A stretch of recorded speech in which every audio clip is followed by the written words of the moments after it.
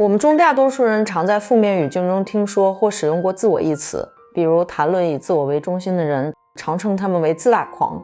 即使在我们的频道里，我们也深入研究过自我的阴暗面，但今天提醒大家，拥有自我并不是坏事，让它变得消极的是发展的方式。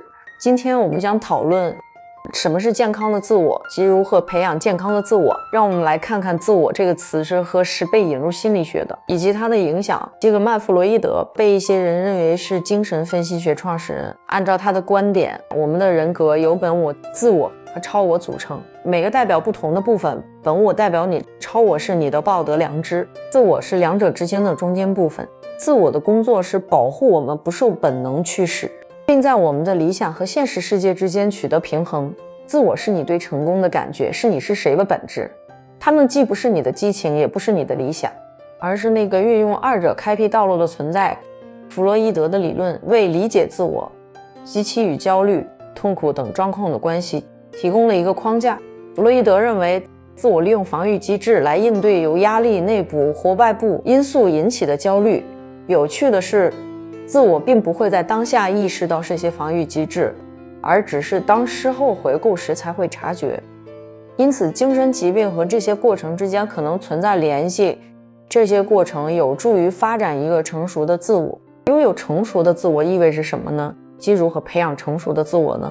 我们的自我在其发展过程中有时会受到外界因素的影响，诸如社会需求、观念和随大流的需求之类的外部压力因素会影响一个人的自我发展。如果压力太大，自我就会变得不健康，傲慢或缺乏安全感。我们知道不健康的自我长什么样，但是健康的呢？健康的自我是有弹性的，它的弹性通常被称为自我力量，是一个人适应和克服压力、冲突和挑战能力的标志。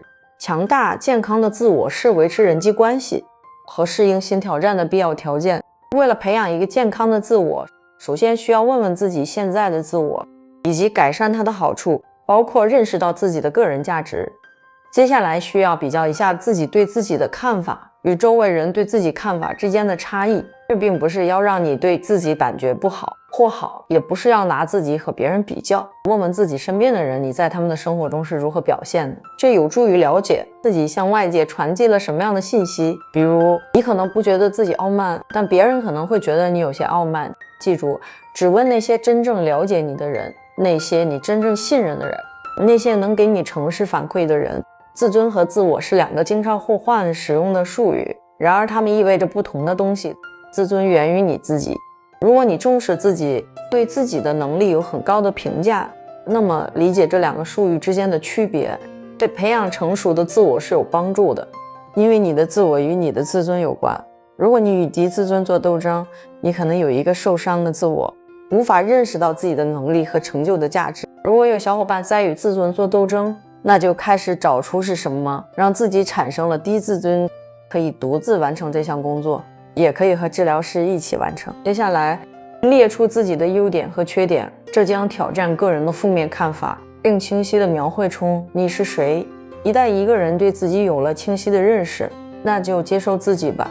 存在内部冲突的一部分原因在于，一个人的超我要么就有崇高的理想，要么在激情上过于强势，而你的自我在试图调和所有这些需求时感到迷失。学习和发展一个健康的自我是一个持续的过程，需要耐心和专注。